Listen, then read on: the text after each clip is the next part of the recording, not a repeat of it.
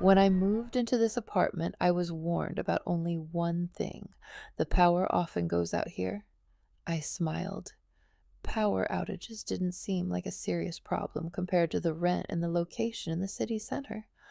I didn't know that in this apartment, it wasn't only the power that disappeared. The feeling that you are alone disappeared too. On the first night, I woke up with a strange feeling that someone was standing next to my bed. The room was dark. The streetlight barely filtered through the curtains. The bedroom door was closed. I listened, trying to catch any sound at all. The silence felt too thick, too unnatural. I told myself it was just exhaustion after the move. In the morning, I noticed the curtains in the bedroom were slightly open. I was sure I had closed them completely before going to sleep. A thin line of sunlight cut across the floor, as if someone had left a small gap on purpose. It made my skin crawl. But again, I decided I must have forgotten. On the third night, the power went out. Suddenly, the apartment was swallowed by darkness.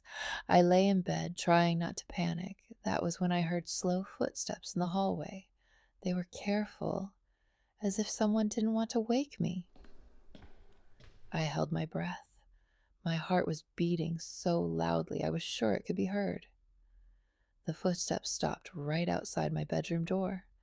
I didn't hear the door open, but I felt a presence. Someone was standing very close. So close that I felt the air shift near my face. Then it was gone. The footsteps slowly moved away. I lay there until morning. The next day, I found a cup of water on the kitchen table. I didn't remember leaving it there. The water was still cool, as if it had been poured not long ago. A cold feeling spread through my chest.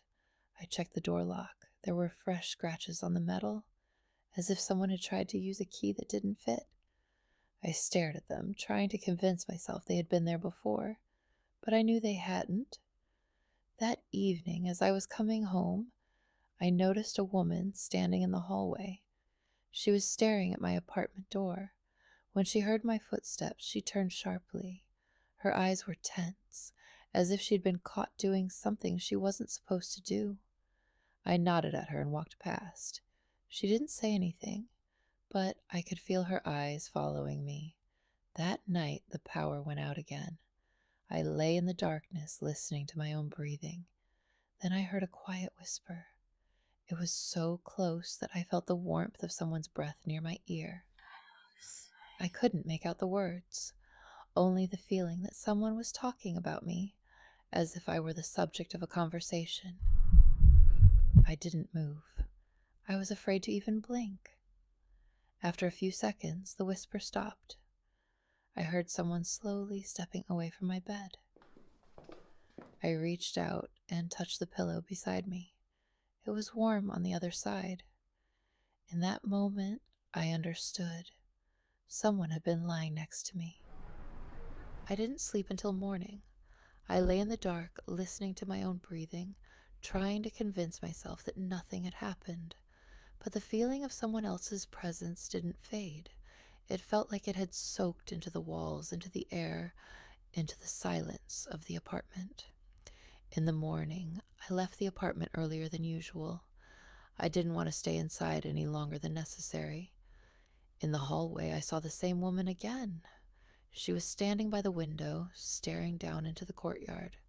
Her shoulders were tense, as if she was waiting for something unpleasant. When I walked past her, she turned her head away sharply, as if afraid to meet my eyes. For the first time, the thought crossed my mind that it could be her. Maybe the woman from the hallway was coming into my apartment. Maybe she was watching me. The idea was terrifying, but strangely comforting. If it was a real person, then there had to be a logical explanation. That evening, I came home later than usual. The lights in the hallway flickered. For a second, I thought someone was standing there. I froze by my door, listening. It was quiet, too quiet. Inside the apartment, another sign was waiting for me. My phone was lying on the kitchen table. I clearly remembered taking it with me. The screen was unlocked. My social media profile was open, as if someone had been scrolling through my old photos. A cold wave washed over me. Someone wasn't just entering my apartment. Someone was interested in me, in my life, in my past. I checked every room. No one was there. The doors and windows were locked. The lock was intact. But near the bedroom door, I noticed faint footprints on the floor. Bare footprints. They led from the hallway to my bed and back again. I stood over them, not believing what I was seeing. They were smaller than mine, thinner, as if they belonged to someone who walked very carefully. That night, I didn't lie down in my bed. I sat on the couch in the living room, holding my phone with the flashlight turned on. Every sound felt like a threat. Every rustle felt like footsteps. Around 3 in the morning, the power went out again. The apartment sank into darkness. I could hear my own heartbeat, and then slow, quiet breathing very close to me. I pointed the flashlight toward the bedroom. The beam slid across the wall, the door, and for a split second, it lit up a woman's silhouette standing by my bed. I blinked, and the silhouette was gone. The room was empty again, but the air felt thicker, heavier. I didn't know what was worse, seeing someone or seeing nothing and still feeling a presence. The next day, I finally dared to approach the woman from the hallway. She was standing by the elevator just like before. When I came closer, she flinched as if she expected an attack. I noticed dark circles under her eyes. She looked like she hadn't slept in a long time. There was something familiar in her eyes, the same exhaustion, the same fear. For a moment, I thought we were both afraid of the same thing, but I didn't know what that thing was. That night, I found a small note slipped under my door. "I'm trying to protect you. You don't remember what you're running from." My hands started to shake. Those words didn't sound like a threat. They sounded like a warning, as if someone knew more about me than I did. I began to think that maybe the woman from the hallway was trying to save me. Maybe she was watching me because she knew something important. Maybe she could see what I couldn't. But that night, I woke up with the feeling that someone was sitting on the edge of my bed. The mattress sank slightly. The air felt warmer. I couldn't see anyone, but I knew someone was there. I didn't dare to open my eyes. I was afraid that if I saw this person, something would change forever. When the feeling faded, I slowly opened my eyes. The room was empty, but there was an imprint on the bedsheet, as if someone had just stood up. In that moment, I understood. Someone wasn't just entering my apartment. Someone was coming to me while I slept. I didn't sleep until morning. I lay staring at the ceiling, trying not to think about the fact that someone might have been sitting beside me while I slept. That realization sent chills through my body. It felt like the apartment itself now knew more about me than I wanted it to. When the sky began to lighten, I stepped into the hallway. The building was empty. The lights flickered like they always did. In that flickering silence, I suddenly felt as if I'd stood there before. In the same place, at the same hour, with the same fear inside me. I went back into the apartment and stood in front of the mirror in the hallway. My reflection looked tired, older than it should have. For a moment, it felt like I was looking at someone who knew more about what was happening than I did. On my phone, I found old photos I didn't remember taking. Photos of me standing in the same apartment, in the same bedroom. In some of them, my eyes were red from crying. In one video, I was sitting on the bed whispering, as if afraid of being heard. I forced myself to turn on the sound. I heard my own voice, broken, exhausted.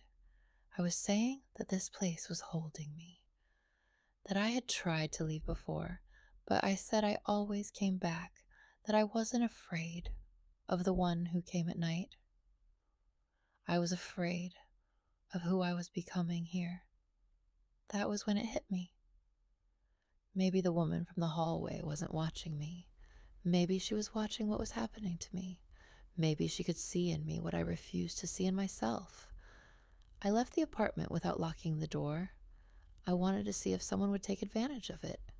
I wanted to catch whoever came at night. I walked down the stairs and stopped between floors, listening. The building was silent. Only the distant noise of the city seeped in through the windows. After a few minutes, I heard footsteps, slow, careful. They were moving up the stairs. My throat tightened.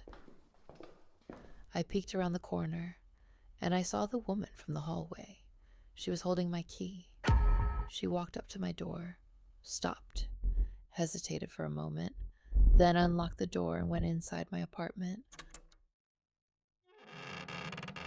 I stood there, unable to believe what I was seeing. Part of me wanted to run in after her. Another part of me was terrified of what I might learn. I quietly went back upstairs and stood by the open door. From the hallway, I watched her walk into my bedroom. She sat on the edge of my bed. Her shoulders were shaking. I stepped inside. She lifted her head and looked at me, and I recognized that look. It was my look. My heart was pounding. I stared at her and understood that she wasn't just someone who looked like me. It was me, just older, with the same scar on her arm that I remembered from childhood.